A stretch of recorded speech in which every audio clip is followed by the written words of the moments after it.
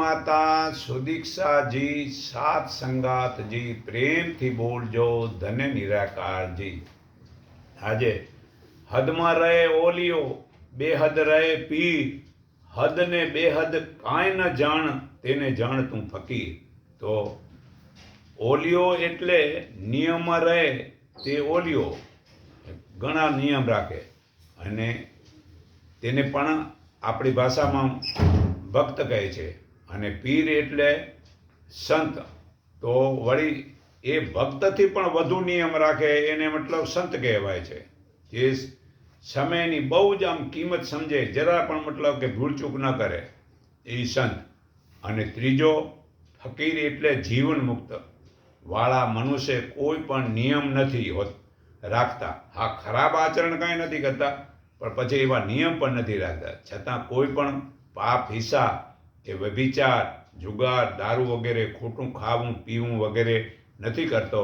પણ જે નિયમ આટલા જ વાગે ઉઠી જવું જોઈએ તેવું તેને માટે જરૂરી નથી. કારણ કે જો તળાવમાં રહેલું પાણી વાસ મારી ખરાબ થઈ જાય છે, પરંતુ નદીનું વહેતું પાણી શુદ્ધ રહે છે, તેમ જીવન મુક્ત મનુષ્યનું અંતકરણ શુદ્ધ છે. તેને દેખાતી વસ્તુ જોવાની ઈચ્છા થતી નથી. તે કડવું, ખાટું, ખારું, તીખું, સ્વાદવાળું કે સ્વાદ વિનાનું ખાય, છતાં તેને બધું જ સરખું જ માને છે. તે બુદ્ધિવાળો મતલબ આમ જેમ વહેતું પાણી મતલબ બગડતું નથી, તેમાં એકદમ મતલબ પૂરા નિયમ નહીં પણ ખોટી ભૂલે કરે નહીં, એવો થાય એને ફકીર કહેવાય. તે બુદ્ધિને બનાવનાર આત્માને જાણે છે, તે આત્માને બનાવનાર પરમાત્માને જે જાણે છે, તે તુરત જ મનુષ્ય જીવન મુક્ત થાય છે. જે દેખાતું તત્વ પરમાત્માને તેના જ્ઞાન વડે મન શુદ્ધ થઈ જાય છે, તો નિર્વાણની પરમ શાંતિ પામે છે. વાસનાનો સંપૂર્ણ ત્યાગ કરે છે, એ જ ઉત્તમ મોક્ષ પામે છે. શુદ્ધ વાસનાવાળો ફરી જન્મતો નથી. તેણે જે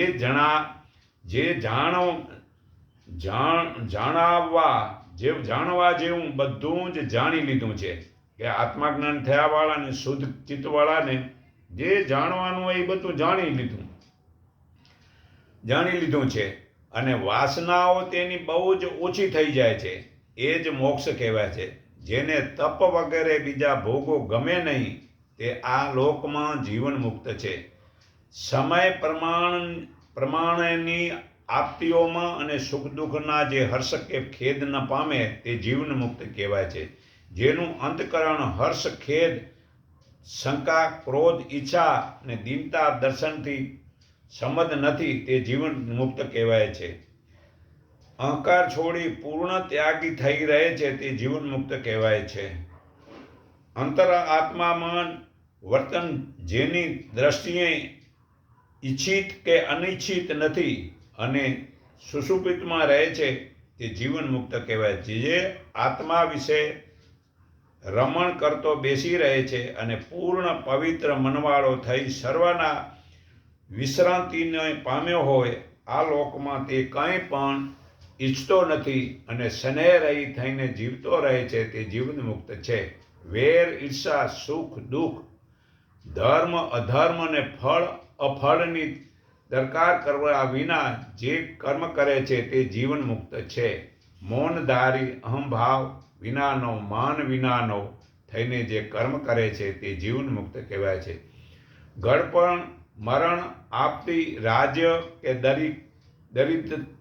દરિદ્રતા અવસ્થાને બધું જ સારું જ છે એમ માની જે ભોગવે છે, તે જીવન મુક્ત કહેવાય છે. હે અર્જુન, જે મનુષ્ય કશાનો વેર ઈર્ષા કરતો નથી કે કોઈ ઈચ્છા રાખતો નથી, તેને સદા સંન્યાસી જાણવો. કેમ કે ઈર્ષા રહિત વગેરે દુદુથી રહિત મનુષ્ય જલ્દીથી સંસારના બંધનોથી મુક્ત થઈ જાય છે. એવો યોગી તત્વજ્ઞાની મનુષ્ય જુએ, સાંભળે, સ્પર્શ કરે, સૂંઘે, ખાય, ચાલે, ઊંઘે, શ્વાસ લે, બોલે, મળત્યા કરે, ગ્રહણ કરે, નેત્ર ખોલે, આંખ ખોલે કે ઉગાડે તથા નીચે, તો પણ ઇન્દ્રિયોના વિષય ઇન્દ્રિયો વર્તે છે, એમ સમજી હું કાંઈ જ કરતો નથી એવું માને છે. આ રીતે જે મનુષ્ય બધા જ કર્મ ઈશ્વરને અર્પણ કરી આસક્તિ છોડીને કર્મો કરે છે તેને જેમ કમળના પાનને પાણી સપ્રસ કરતું નથી તેમ તેને પાપો સપ્રસ કરતા નથી. તેવા જ્ઞાનીઓ વિધાવાળા બ્રાહ્મણમાં, ગાયમાં, હાથીમાં, કૂતરામાં, ચંડાળમાં સમાન દ્રષ્ટિ રાખે. જેમનું મન આવી સમાન ભાવમાં સ્થિર થયું છે તેમણે અહીં જ જન્મ મરણનો સંસારને જીત્યો છે. કારણ કે બ્રહ્મ નિર્દોષ અને સમાન છે, જેથી તે સમદર્શી મનુષ્ય જે બ્રહ્મમાં જ સ્થિર રહેલો છે. આ ગીતા અધ્યાય 5 અધ્યાય 3 થી 19 પુરાવો છે. તો નિરાકાર પ્રભુએ કરોડો અબજો મનુષ્ય વચ્ચે આપણા ઉપર કૃપા કરી આપણને આ પોતાને બનાવી લીધો છે. પણ આપણે તો હજી બીજા દેવી દેવતાના સંપ્રદાયમાં જ જવાનું છોડતા જ નથી. તો આજથી નક્કી રાખો, હવેથી પ્રભુ હું એવી ભૂલ નહીં કરું. તો નિરાકાર પ્રભુને જે ઓળખે છે તેવા બ્રહ્મજ્ઞાની એક જ પળમાં નિરાકાર પ્રભુના દર્શન કરાવે છે. તે જ્ઞાન હાલમાં સમયમાં ગુરુમાતા સુદીક્ષાજી આપે છે. તે નિરાકાર પ્રભુનું જ્ઞાન સંત પ્રકાશ નિરાકારી મંડળ ઇન્ડિકેપ 3 રસ્તા માયા સિનેમા રોડ, કુબેરનગરમાં, અમદાવાદમાં મળે છે રવિવારના સવારે. હું સર્વના હૃદયમાં રહેલા પરમાત્માનું મારા હૃદય ભાવથી નમન કરું છું. એકને ઓળખો, એકને માનો, એક સંગઠી મનો, સૌનું મંગળ થાવ, સૌ સુખી થાવ. એટલું કહી હું મારી વાણી વિરામું છું.